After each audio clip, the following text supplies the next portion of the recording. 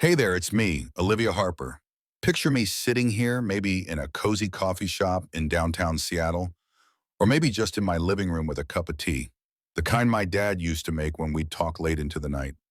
I've got a story to tell you, one that's been burning in my chest for a while now. It's about a watch, a betrayal, and the moment I realized I was worth fighting for. So grab a seat, maybe a tissue, because this one's got some heart in it. Let me take you back to that Tuesday afternoon when everything changed. I was at my desk, buried in spreadsheets, the kind of soul-sucking work that makes you question your life choices. I'm an analyst at a mid-sized firm in Bellevue. Decent pay, good benefits, but not exactly the stuff of dreams. My phone buzzed, an unknown number with a 206 area code. Normally I'd let it slide to voicemail, but something, call it gut, call it fate, made me pick up. Is this Olivia Harper? The voice was rough but professional, like a guy who'd seen too much but still knew how to keep it together. Yeah, who's this? I asked, already half distracted. Name's Joe Malone. I run Malone's Pawn and Gold over on 4th Avenue. I think I've got something of yours, a Rolex Submariner. My heart stopped, like full-on skipped a beat. My dad's watch, the one he left me when he passed. I yanked open my desk drawer where I kept it during work hours, a habit I'd picked up to keep it safe. Empty. Just a few pens and a pack of gum staring back at me. Ma'am, you still there? Joe's voice crackled through. The watch, I whispered, my voice barely holding. It's gone. He sighed like he'd been expecting this.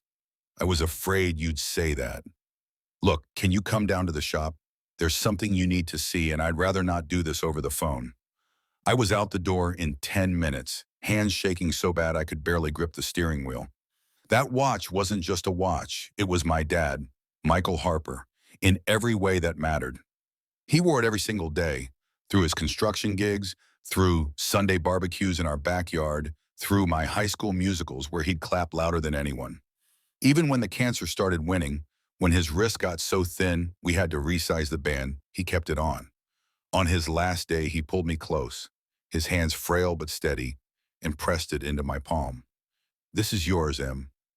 Only yours. The inscription on the back? To my daughter Olivia, may time always be on your side. Love, Dad. That was 3 years ago, 2 years before my mom married David, and 18 months before David's son Ethan moved in with his big talk and bigger habit of burning through other people's money. Malone's Pawn and Gold sat in a rundown strip mall off Aurora Avenue, squeezed between a vape shop and a check-cashing joint. The kind of place where dreams go to die. Joe Malone looked the part. Burly guy, gold chain, eyes that sized you up in a second. But when he saw me, there was this softness in his face, like he knew more than he was letting on. You look like him, he said, simple as that. Your dad, Mike, he used to come in here back in the day. Good guy, always paid his loans, never tried to scam me. I didn't know what to say. Dad never mentioned pawning anything, but construction guys always needed tools, right? Joe vanished into the back and returned with a leather box I'd know anywhere. He set it on the counter, opened it, and there it was. Dad's Rolex, looking smaller than I remembered, like it was holding its breath. This came in yesterday, Joe said. Guy said it was his to sell. Normally, I don't ask too many questions if the goods look legit. But this watch, I knew your dad would never let it go. He leaned forward, eyes locking on mine. I checked our records. Your dad pawned this watch once, 15 years ago. Took out a $3,000 loan, paid it back, interest and all, in a month. You know what was going on back then? My throat tightened. 15 years ago, I'd just gotten into Lakeside Academy, this fancy private school in Seattle. I had a partial scholarship, but there were still fees, uniforms, books, field trips. Dad told me he'd picked up extra shifts. He never said a word about pawning his watch. That's when I knew this sale wasn't right, Joe said, but that's not why I called you. He picked up the watch, flipped it over, and pressed something on the side. The back popped open in a way I'd never seen. This ain't standard, he said. Someone modified it. There's a hidden compartment. Inside was a tiny folded piece of paper. I didn't read it, Joe said, handing it to me. If your dad hid it that well, it's meant for you. My hands trembled as I unfolded it. Dad's handwriting, cramped but unmistakable. M, if you're reading this, something's happened to the watch. Check the safe deposit box at First Interstate Bank. Box 5 and the keys in my toolbox, inside the level. The watch is yours, but what's in that box is your future. Don't let anyone tell you different. I could barely breathe. Joe's voice cut through the fog. You okay? I nodded barely. I need to buy it back. How much? He shook his head. The guy who brought it in, Ethan, mid-20s, kept yapping about his tech startup, took $8,500 cash. But here's the thing, I never filed the paperwork. This deal? It didn't happen. I stared at him. What are you saying? Joe slid the watch across the counter. I've been in this game 30 years. I know stolen goods when I see them, even if the thief's got a key to your house.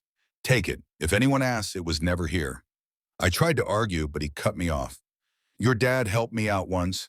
My daughter needed surgery, and I was drowning in bills. Mike did a roofing job for me, charged me cost, let me pay him over 6 months. Never brought it up again. This is me squaring things. I left the pawn shop clutching that watch like it was my lifeline, my mind spinning. Dad's toolbox was still in the garage at Mom's place in Redmond. She'd wanted to toss it, but I'd fought to keep it. The level he mentioned was his old Stanley, the one he used to teach me how to check if things were straight when I was a kid. But before I went digging, I needed answers. I drove to Mom's, my anger building with every mile. When I walked into the kitchen, Mom and David were hunched over coffee and bank statements, looking like they'd been caught red-handed. Mom's face flickered. Guilt, then confusion. Olivia, what are you doing home? I set the watch on the counter, hard. Looking for this.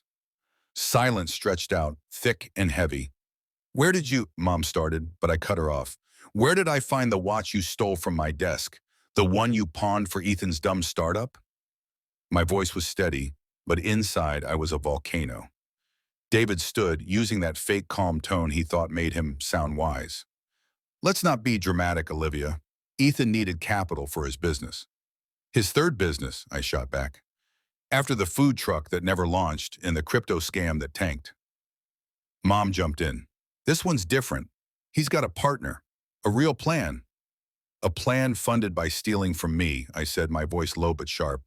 It's not stealing, David said, like he was explaining taxes to a kid. We're family. Families share. Oh, like Ethan shared his trust fund with me? Oh, wait, he blew that on a Tesla in a Vegas trip. Mom's face hardened.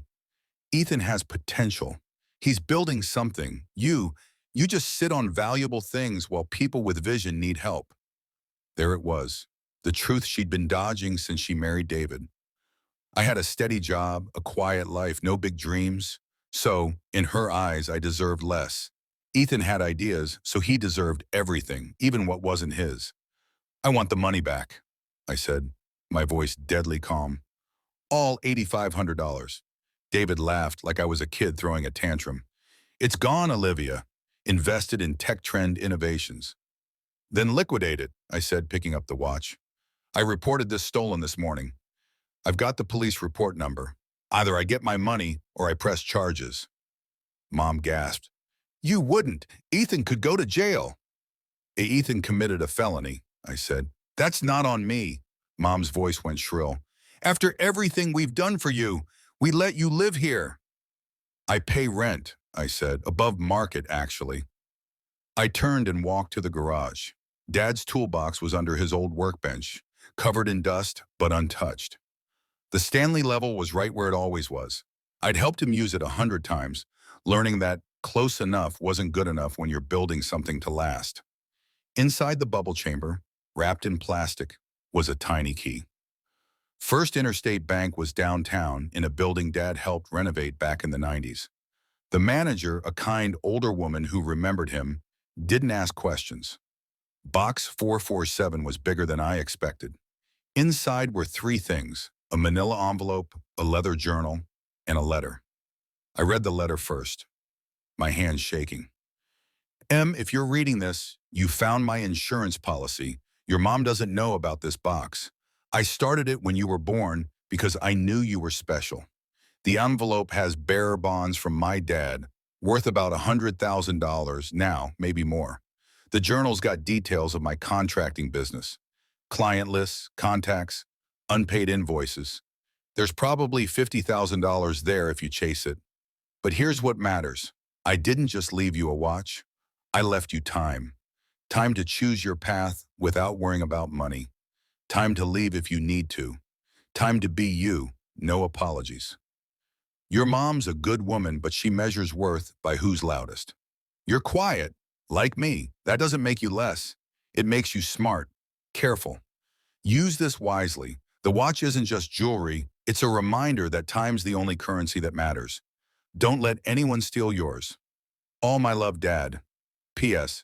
If that boyfriend of yours is still around, the one who borrowed money and never paid it back, dump him.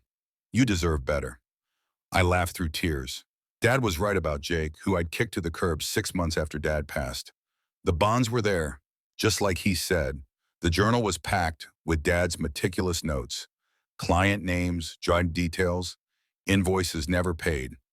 One stood out, Cascade Builders, who owed $15,000 for a job Dad finished a month before his diagnosis.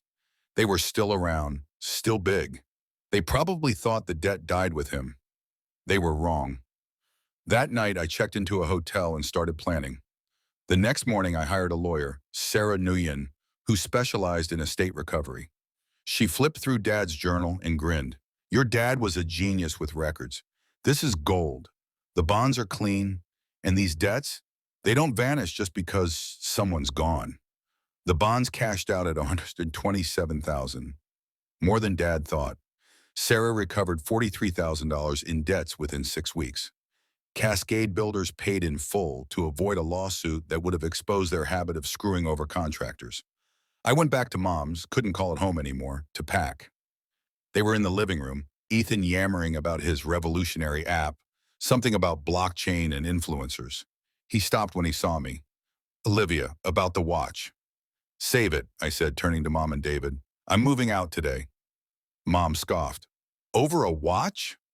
Over betrayal, I said. Over you choosing them over me, again and again. Over you letting him steal what Dad left me because you think I don't deserve it.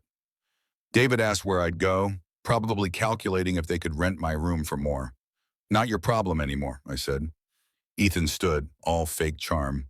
I'll pay you back when the app takes off. No, I said, you'll pay me now. $8,500 plus interest. My lawyer's on it. Mom went pale. A lawyer? Olivia, you can't. I can, I said. I am. Dad always said, the best time to stand up for yourself is when you realize you're being stepped on. I packed 2 suitcases. Most of what mattered fit there. The watch went back on my wrist where it belonged. As I loaded my car, Mom came out, her voice cold. Your father would be ashamed turning on family like this. I looked at her, really looked, and saw a woman who'd let her new family tear apart the old one. My father, I said, left me more than you'll ever know. The only thing he'd be ashamed of is that it took me this long to see you clearly. I drove away, no looking back. Ethan's app crashed in 3 months. He burned through the watch money on fancy office space and a logo, never building a product. David called asking for a small loan. I hung up. Mom tried to guilt me through relatives calling me ungrateful. I sent them the police report with Ethan's name highlighted. The calls stopped. I used Dad's money to buy a small house in Fremont, where he grew up. Nothing fancy but solid, like he'd say. His toolbox sits in my garage, the Stanley level still in its spot. The watch lives on my nightstand, ticking like a heartbeat. Sometimes I open the secret compartment, just to know it's real, that Dad planned for me, protected me, even after he was gone. That watch isn't just a thing. It's every moment we had, every barbecue, every lesson, every hug. It's the time he worked to give me a future. He knew someone might try to take it, so he made sure they couldn't take what mattered most. My time to choose my life, time to stand up, time to know I'm worth every second. The watch is mine again, but more importantly, so is my time. And I'm not wasting another minute on people who think they can take it from me.